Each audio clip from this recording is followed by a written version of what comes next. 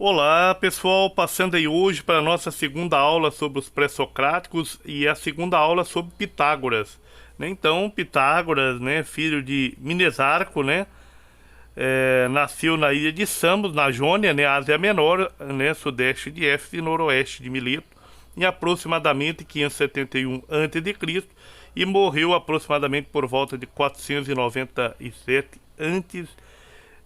Então, o seu nome está ligado a uma das mais fecundas e mais vigorosas correntes do pensamento ocidental e teria sido o primeiro a usar na história da filosofia, né, o termo filósofo, né, filosofia amante da sabedoria.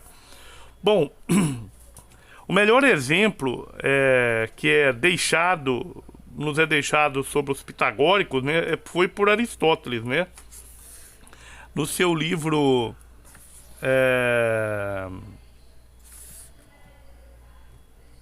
Pitagorici, né, Timpanaro Cardini, né, um escritor sobre a filosofia antiga, né, grega antiga, escritor italiano, nos coloca o seguinte, que desconhecendo Pitágoras e Pitagóras, discípulos e seguidores, sempre indiscriminadamente usa assim chamados pitagóricos. Então, no seu livro Pitagorici, né, Timpanaro Cardini então coloca da seguinte forma: porque encontra-se diante de um fato singular dos outros filósofos antes nomeados, cada um representa a si mesmo, tinham certamente discípulos e seguidores, mas sem particulares ligações de escola. Os pitagóricos, ao invés, constituem um fenômeno novo, estudam e trabalham, para usar um termo moderno, em equipe. O seu nome é um programa, uma sigla, enfim, é um termo técnico indicando determinada orientação mental, certa visão da realidade sobre a qual concordam homens e mulheres de pátrias e condições diferentes. Então, assim se denominam.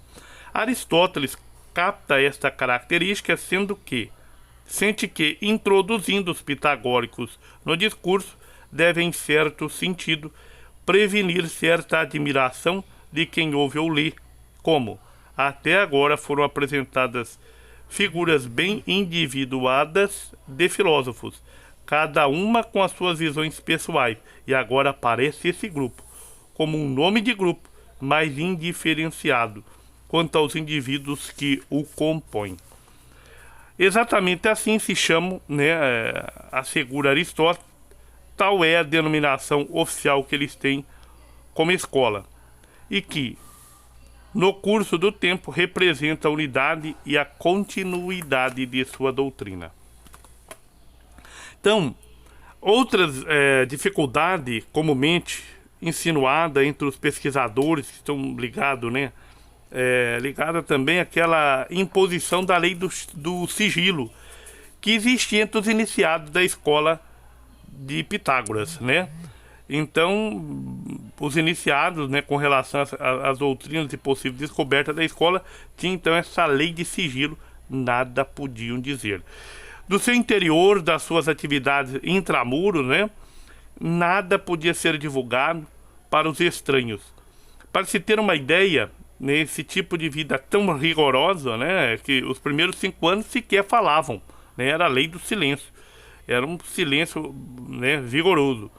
Então eram tão levados a sério pelos seus representantes que o primeiro escrito pitagórico publicado remonta-se a Filolau, ou seja, já contemporâneo de Sócrates e Demócrito, ou seja, ambos viveram na segunda metade do século V. Bom, também os pitagóricos, nesse grupo que seguia os pensamentos, o jeito de ver de Pitágoras, no desenvolvimento do seu projeto científico-filosófico, preocuparam-se em buscar uma explicação racional para a origem da physis, né? Lembra que physis é natureza, cosmos, né? E nessa tentativa foram larga e decisivamente influenciados pelos estudos matemáticos. Então, partindo lá da observação da estrutura manifesta, né, da maioria dos seres que constituem o real, né, a realidade como um todo, pode ser reduzida às relações, leis e determinações, proporções numéricas. Concluíram, né, que todos os seres do universo, pela sua própria essência e suas propriedades, são passíveis de uma formulação matemática. Então, o que nos chama a atenção é que na cosmologia, na visão cosmológica pitagórica original, ela preocupa mais com a forma do que com propriamente a matéria que constitui a realidade, o cosmo, né, a natureza. Então, a preocupação nos seus aspectos material ficou para segundo plano, né? E o primeiro princípio adotado, né, para as realidades mais elevadas, hoje chamaríamos de abstrato. Então, o próprio Aristóteles nos explica isso no seu livro A Metafísica. Coloca Aristóteles, entre aspas, empregam princípios e elementos mais estranhos do que os filósofos da natureza, sendo a razão disto o fato deles os derivarem de coisas não sensíveis. Ainda se ocupam totalmente da natureza, explicam a geração do universo e observam o que acontece com suas diversas partes, afeições e atividades, e aplicam seus primeiros princípios e causas a essas coisas, como se estivessem de acordo com os outros filósofos da natureza, em que o ser não é mais do que sensível e englobado naquilo que chamam universo. Então, assim, os princípios que regem e dão sustentação às ciências matemáticas são os mesmos princípios, segundo os pitagóricos, que fundamentam as coisas constitutivas da realidade, né, na sua totalidade. Então, sendo os números, então, né, a arqué, né, os princípios por excelência, né, então, das ciências matemáticas, eles próprios deverão ser igualmente os elementos que constituem a natureza intrínseca de todos os seres do cosmos. Aristóteles também afirma, né, na Metafísica, Metafísica primeiro, coloca da seguinte forma, entre aspas, né? Os assim chamados pitagóricos, tendo-se dedicado às matemáticas, foram os primeiros a fazê-las progredir, dominando-as, chegaram à convicção de que o princípio das matemáticas é o princípio de todas as coisas.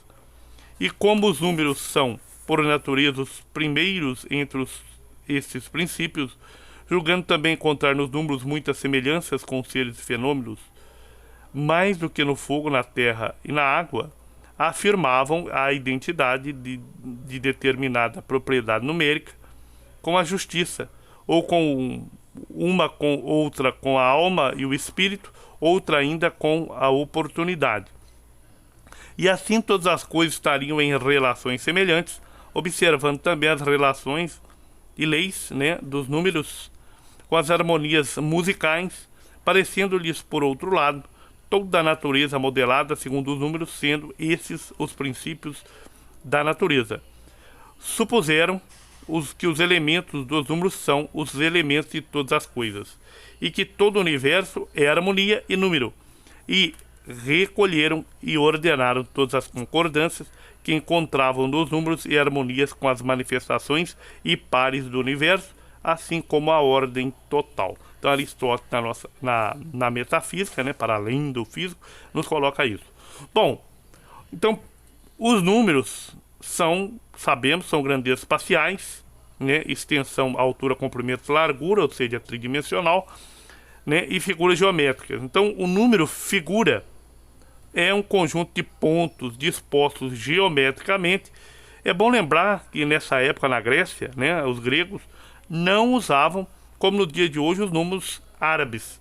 Eles os representavam por meio de pedrinhas, né, ou seja, seixos, né, a gente chama isso de cálculo em grego, ou pontos, né, desenhados, como nos dados e dominós. Então, no pitagorismo, os números estavam divididos em duas classes, ímpares e pares. Então, o número 1, pessoal, seria a unidade, né? Então, a unidade é o princípio de tudo, como coloca nos Filolau, no seu fragmento 8º. Então, o número 1, ou seja, a unidade, é par ímpar. E não pertence a nenhuma delas, porque participa como potência geradora da natureza do ímpar e do par. Isso tudo são conceitos importantíssimos para quem quer entender o pitagorismo. Vejamos, por exemplo, se adicionamos o 1 a um número ímpar, temos então um número par. E se acrescentamos a um número par, temos um número ímpar, conforme nos coloca Filolau no fragmento 5º. O número possui duas formas próprias, par e ímpar, e uma terceira forma resultante da mistura das outras duas, o par ímpar. Ambas as formas apresentam, contudo, muitas configurações, as quais cada coisa demonstra por si. Então, os pitagóricos afirmam, então, que os elementos dos números são os elementos de todas as coisas. Não os números, mas os elementos dos números. Na verdade, o número apenas está representando alguma coisa que é superior, alguma coisa que realmente é a base de toda a criação. Então, estamos aí. Os elementos dos números, né, são os elementos de todas as coisas. O número em si é apenas a representação desse elemento. Ora, fiquemos por aqui nessa segunda aula e vamos prosseguir ainda por mais uma ou duas aulas sobre os pitagóricos. Grande abraço a todos, bons estudos. Então tá aí, um fala que é ar, outro é água, o úmido, outro é que é algo, né, indeterminado. Cada um coloca, né, a criação, né, do cosmos, né, como sendo algum elemento material. Já os pitagóricos vai colocar esse elemento, né, vamos dizer assim, não sensível, né, que são os números, ou seja, os elementos do número como a causa de todas as coisas. Um grande abraço, bons estudos, tchau, tchau.